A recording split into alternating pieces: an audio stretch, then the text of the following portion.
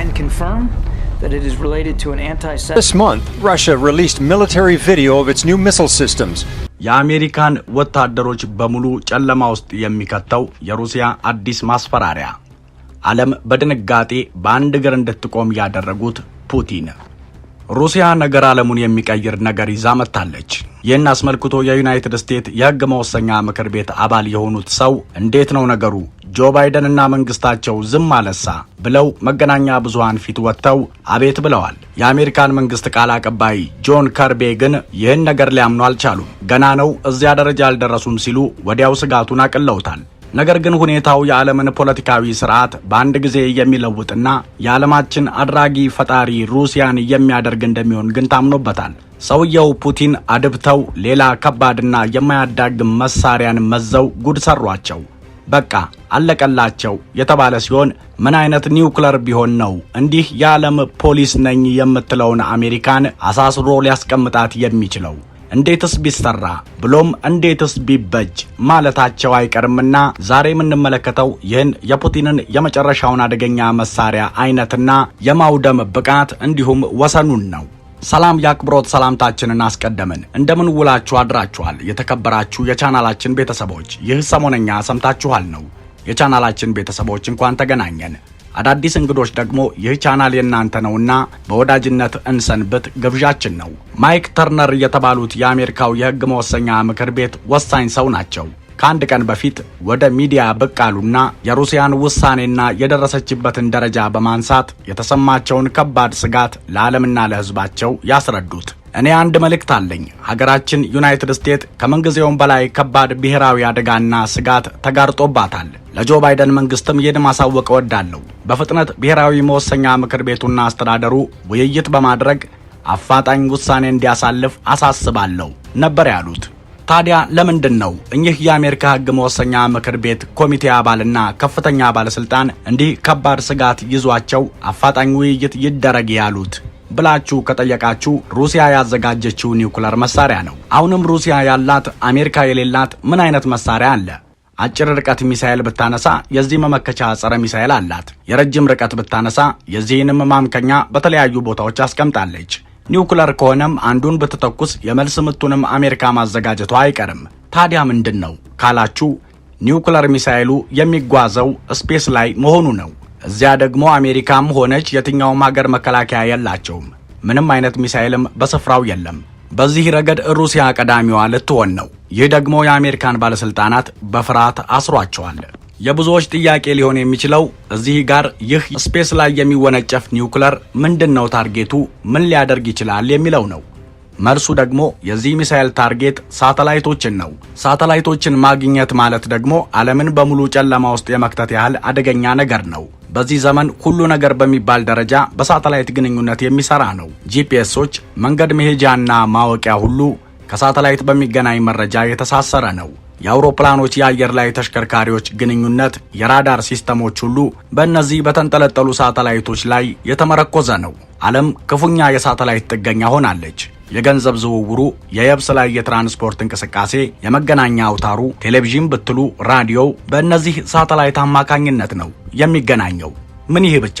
የአንድ ሀገር ወታደራዊ ጥበቃዎች የአንዱ እዝ ከሌላው ጋር ግንኙነት የት ይኑር የት ይረፍ ለማወቅ፣ የአንድን ብርጌድ ከሌላው ጋር ለማገናኘት፣ የአንድን ልዩ ወታደር ከሌላው ጋር ለመቀላቀል ድጋፍ ያስፈልጋል አያስፈልግም፣ አካባቢው ከአደጋ የጸዳ ነው ወይስ አደጋ ያንዣበበበት ለማወቅ፣ በአጠቃላይ ከምድር እስከ ባህር ኃይል ከእግረኛ እስከ ልዩ ክፍሉ ድረስ ከነዚህ ሳተላይቶች ውጪ ተናቦ መስራት አይቻለውም። በዚህም ሳተላይቶችን ማጥቃት ማለት መላው ክፍለ ጦሮችን በአንድ ጊዜ ማውደም እንደማለት ነው። ይህ አይደለም አንድን ሀገር መላው ዓለምን ጨለማ ውስጥ ሊከት የሚችልን የሩሲያን ውሳኔና ስጋት አስመልክቶ የዓለም ፋይናንስን በዜሮ ሊያባዛ የሚችልን ሐሳብ የአሜሪካ መንግስት የጆ ባይደን ተወካይ ጆን ከርቤ ግን ይህ ነገር ብዙም አያሳስበንም ሲሉ ተደምጠዋል።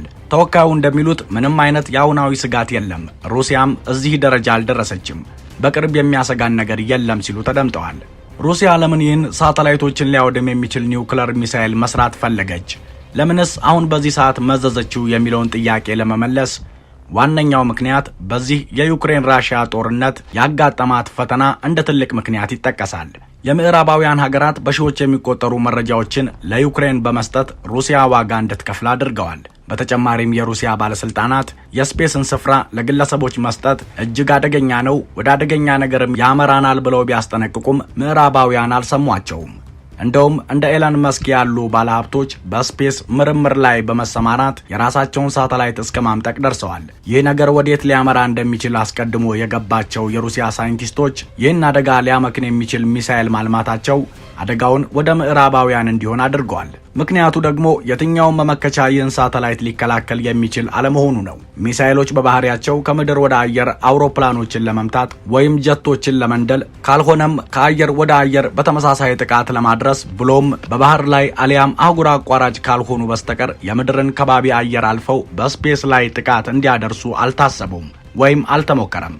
ዛሬ ግን ሩሲያ ይህን እውን ልታደርገው ነው። በእርግጥ አሁን ላይ የዩናይትድ ስቴትስ ባለስልጣናት ያን ያህል አሳሳቢ ደረጃ ላይ አልደረሰም ቢሉም እንደ ዘጋርዲያን ያሉ ዓለም አቀፍ ዘጋቢዎች ሳይቀሩ ባለስልጣኖችን በማናገር ዩናይትድ ስቴትስ ይህን የሩሲያን እቅድ እየተከታተለችው ስለመሆኑ ተናግረዋል። እንደሚታወቀው ሳተላይት ማለት ያለምንም ሞተር በተፈጥሮ ኃይል ምድርን የሚሽከረከር ቁስ ነው። ይህ ቁስ በሁለት ይከፈላል፣ ተፈጥሯዊና ሰው ሰራሽ በማለት። ሰው ሰራሽ የምንላቸው በሺዎች የሚቆጠሩት ሰዎች ለተለያዩ ግንኙነቶች የሚጠቀሙባቸው አገናኝ ቴክኖሎጂዎች ሲሆኑ ጨረቃን ደግሞ እንደ ተፈጥሮ ሳተላይት ልንመለከታት እንችላለን። ምክንያቱም በመሬት ስበት ዙሪያ የምትሽከረከር ናትና።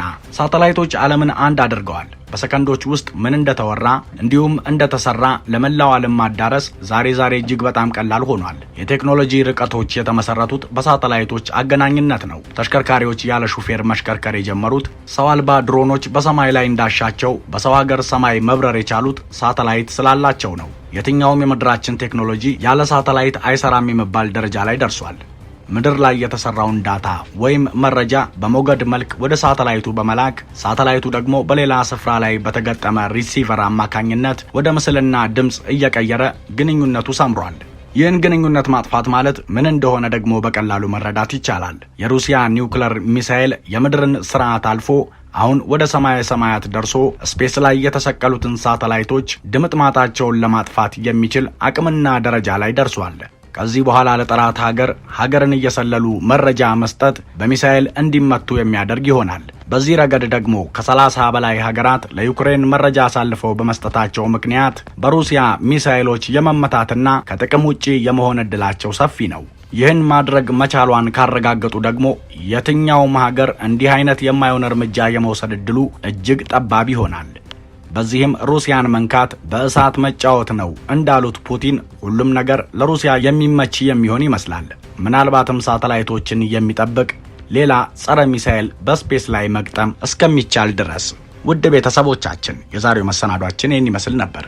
መሰናዶውን ከወደዳችሁት ላይክ፣ ሐሳብ አስተያየት ካላችሁ ኮመንት፣ መሰል መሰናዶዎችን እንዲደርሷችሁ ቻናሉን ሰብስክራይብ ማድረግ አይርሱ።